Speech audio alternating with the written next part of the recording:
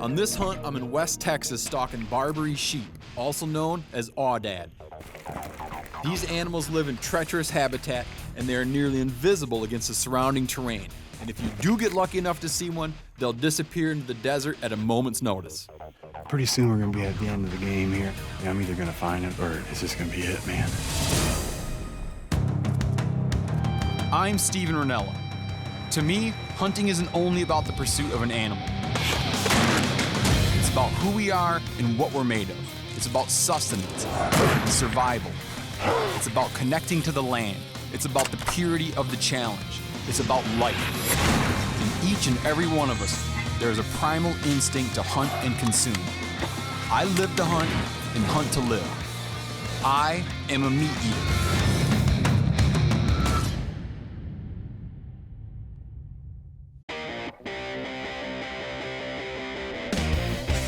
The Big Bend region of Texas is some of the most rugged and remote terrain anywhere in the country. This place can scrape you raw and fill you with holes, and the weather ranges from freezing cold to over 100 degrees. This rough country is home to one of the toughest and most elusive animals you will ever hunt, the Barbary sheep, or Aoudad. The Aoudad is native to North Africa and was brought to the American Southwest in small numbers in the early to mid-1900s by private ranchers and game agencies. It's just an animal that sort of exists on rumor. If you want to find one, you got to be willing to come out and just scour the country. My plan is to find a camp, stash some gear, and then start glassing for Aoudad until it gets dark.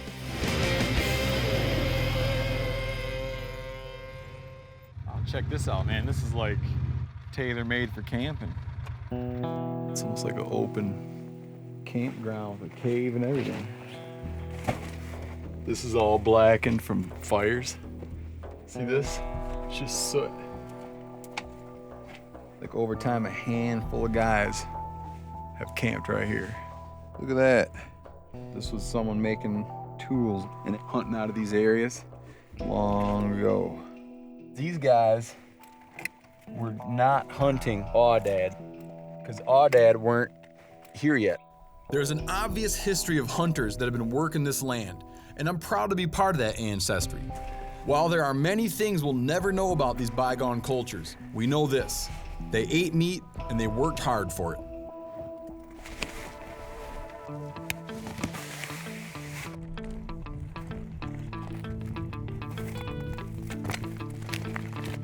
One of the first signs of mammal life that I see out here is some scat. Something with big teeth. God, I can't tell if they've been eating deer or if they've been eating Aoudad.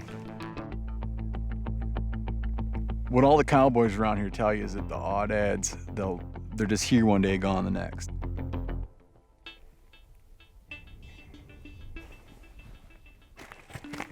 You don't know if you're not finding them just because you're not finding them, or you're not finding them because they're not there to be found. Like if you lose your wallet at some restaurant, you don't know where you lost it, you tear your house apart, you know. You ain't gonna find the wallet. I figure I need to hunt the higher country up around those rim rocks if I want to find one. After all, this lower stuff just is not working out.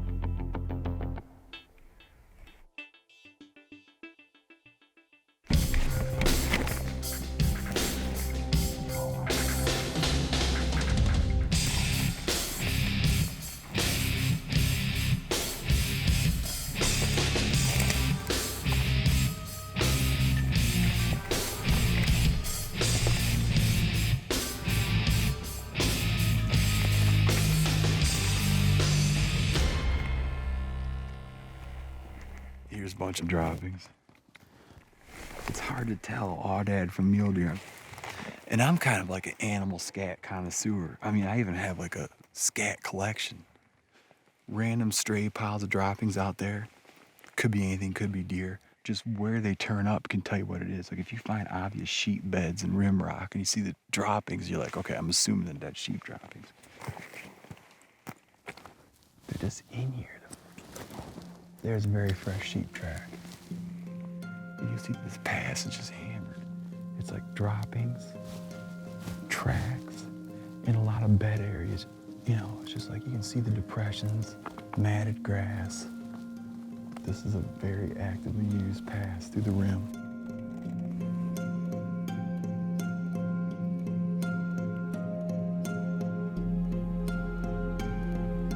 I haven't seen a thing. It's like, I gotta come up in these spots, you know, just to find out what they're using.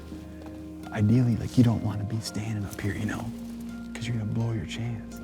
But I need to, like, isolate and determine what spots they have. It's almost like what I'm learning now would be applicable next year's hunt. Because next year I know, don't disturb the area, just glass it. But I just gotta find out what these sheep are doing, where they like to hang out, you know. You know, it's just a trade-off you make. You're swapping, you know, disturbance for knowledge.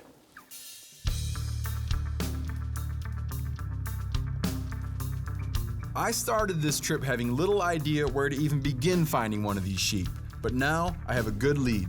I can start hunting with a new strategy.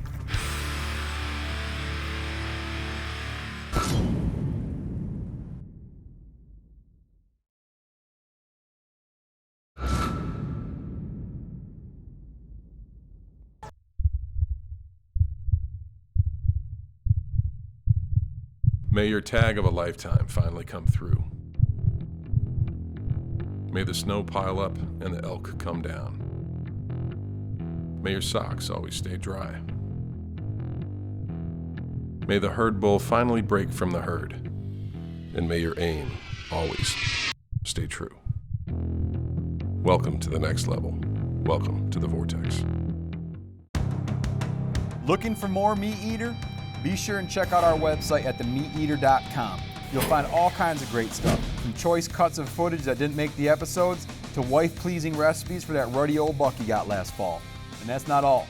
You'll also find honest gear reviews, blogs from the crew, shirts and stickers with our cool logo on them, and links to learn more about the gear I use in the field. So get over there and check it out, themeateater.com.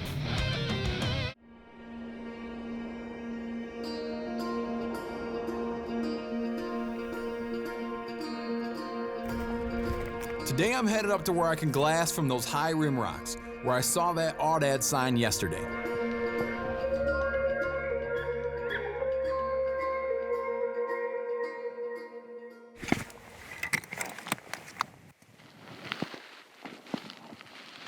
I'm sitting around a big patch of blood, like some kind of raptor caught something and tore it apart right here. It's a very auspicious patch of blood. Something got lucky on this rock.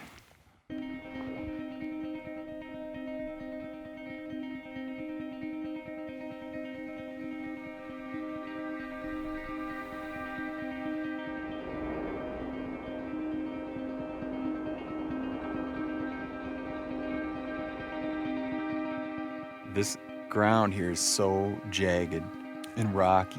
And it's such like a weird camouflage pattern because there's so many different shades of things from white to chocolate. And there's so much tan in Aoudad's tan. I have just tore this hillside apart, or so it seems. Aoudads are like one of the toughest things to see, in my opinion. Like if you imagine a numbered scale 1 to 10, and you imagine a 1 being like a white-tailed deer standing in a green alfalfa field as being the easiest thing to spot in the world, and a 10 being like a gamma ray, I would say that an Aoudad is probably about like a 9.5. It's nice when you can definitively say there's nothing in there. You just don't know. It sucks when you get set up on what you think is going to be the best spot in the world, and then it turns out you don't see a single animal. Not seeing any Aoudad has got me thinking about the fact that I have run into a few coveys of quail. One covey pretty much passed through my camp. So, toward lunch, I figure it's time to take a few minutes and swap out my rifle for my shotgun.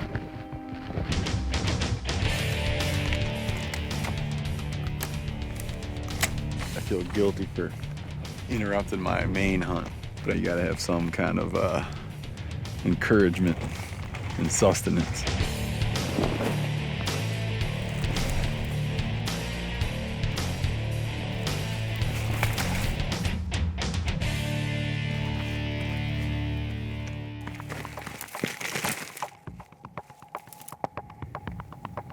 We're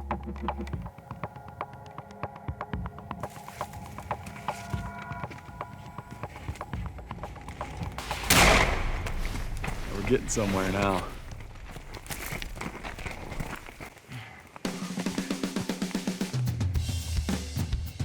Nice. There he is. That's beautiful.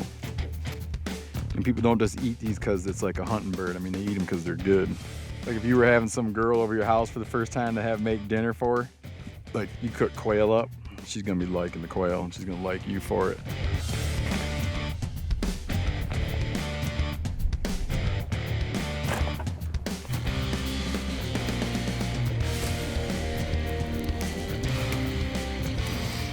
Pluck this guy out, have a snack.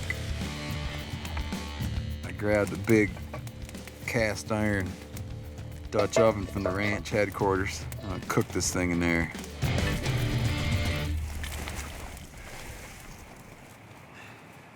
I don't want to do him any disrespect, but I want to cook him in a hurry. So I need to get back out and glass for sheep. A lot of what I got here is meant for fixing Aoudad meat. I just kind of like go through the produce section or go through my garden or whatever and just grab stuff. Onions, peppers, potatoes. This is kind of a quail stir fry right here. Salt. This is cayenne and black pepper. This is good camp food right here, man. I mean, just like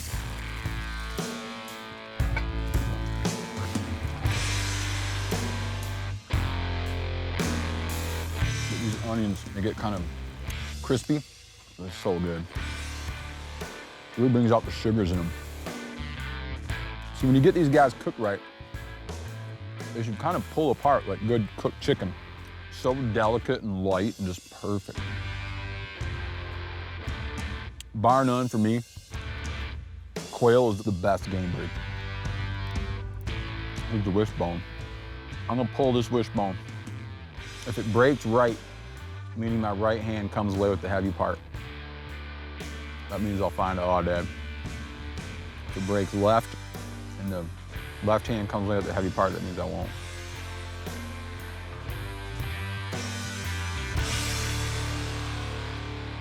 Aoudad. Tonight.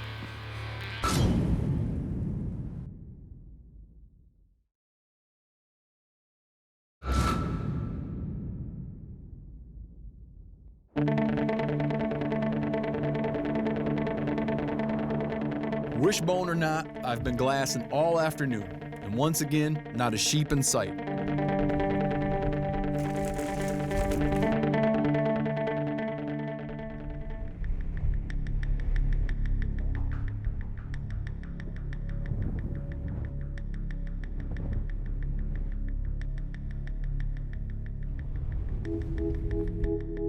Bunch of Aoudad rams. That is good news. Woo! They must have just got up. Oh, there's a bruiser in there too. They got like an old world crazy flair to them. Those things are badass. Right now, those sheep are way out of range. If I can just get below the lower band of rim rocks, the rams won't be able to see me, and I'll be able to move into position for a shot. But getting there requires me to cross a stretch of ground that is wide open and totally exposed. It's risky, but it seems like the only way to make a move on these guys. Okay. That was a stupid move, but it worked. Trying to find something, you can't find it, man. Then you get your eyes on it. I'm telling you, you do not want to take your eyes off of it. I could not stomach the thought of going back around that hill and coming out and not be able to find no sheep. And now I got a little bit of cover. The rams are headed up valley, so I need to keep pace with them as I continue to close the distance between myself and that lower band of rock. We're gonna run out of daylight. I'm very reluctant to let these sheep slide till tomorrow morning because I don't know where they're gonna be.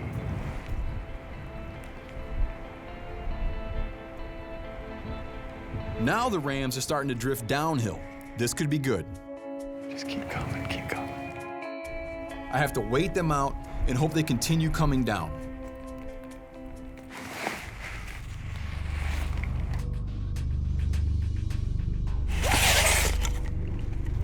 I can't wait too long because of the darkness. I see a ram's head. I keep waiting and waiting for a clean chest shot.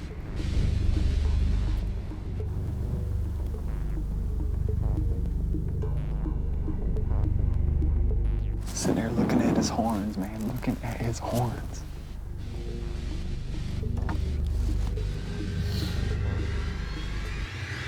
It's just too dark, man. We can't do it. Ah. Son, come on.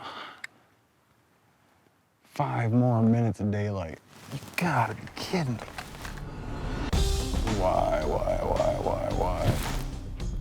Days and days and days of hunting, and hours of stalking. And I get up here and it's just like, I just watch it fade to black.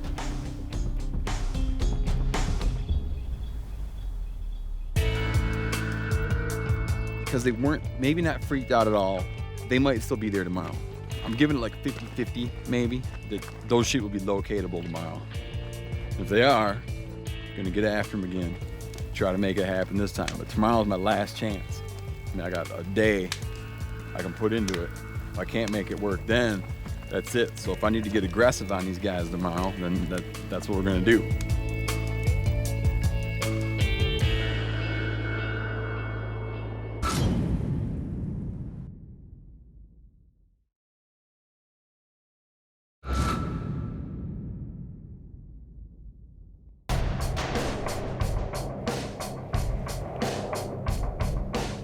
It's insane how windy it is this morning. I get up at daybreak to hike back to the slope where I put those Aoudad to bed. Granted, this is basically the same plan as yesterday, but maybe, if I'm a little luckier, it'll work out this time.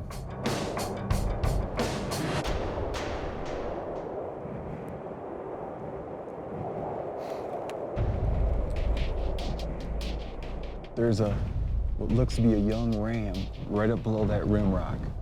It's a loner. Less eyeballs to see me. The wind's perfect. He's way the hell out there. He's clueless. I mean, this is a very good development, but he's also very unapproachable right now. What I need to do is get to that lower rim.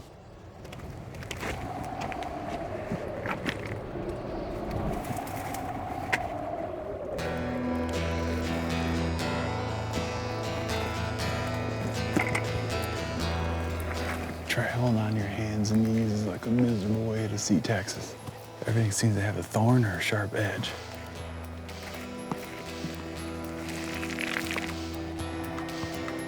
He's got that rim rock to his back. He knows that no trouble's there. He's putting on a big morning feed right now. We're getting so close to that rim.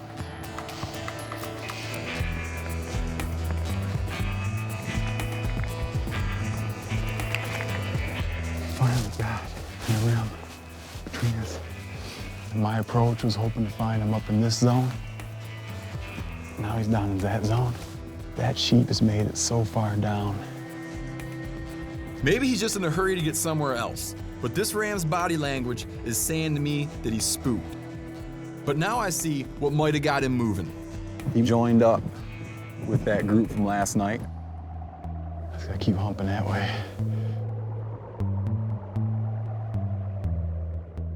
Pretty soon we're gonna be at the end of the game here. I mean, I'm either gonna find him again, or it's just gonna be it, man.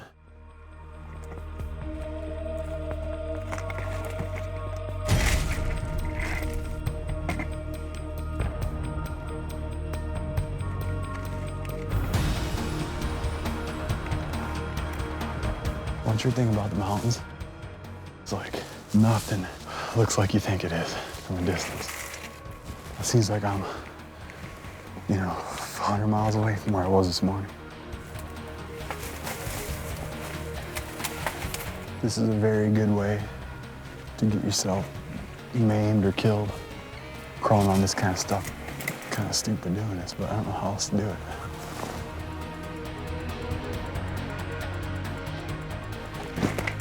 if this approach works. At least I have the elevation thing taken care of. I'm downwind and on level with them.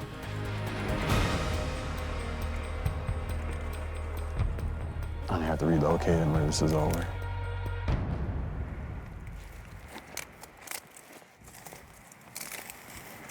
The last time I saw him, I was way out there. And I saw him emerge from there. They might be bedded in there, I don't know.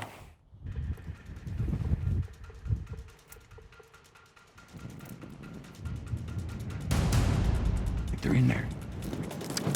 Oh man, these things.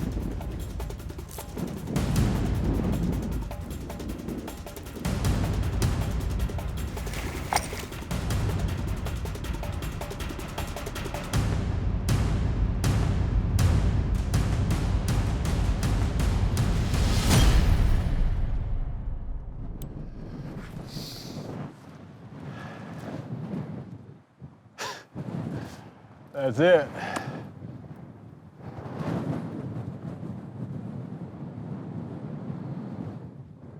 Man, those things are tough.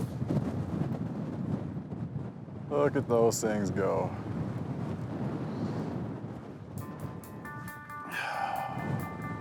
Ah, man, you just get up here, you don't know what's going on. Running Audads 30-mile-an-hour gusts at 400 yards is not a recipe for success. These things are bad ass, man. Just like, phew. This animal's the hardest animal I've ever hunted. I'll remember getting showed up by these sheep as well as I'll remember having if I'd gotten one.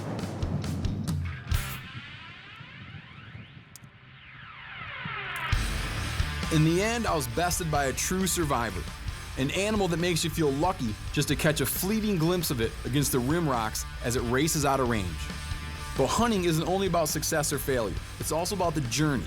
And out here in the Badlands of Texas, miles away from anywhere, one thing is for sure as I head back to camp. I will be back next year to take another crack.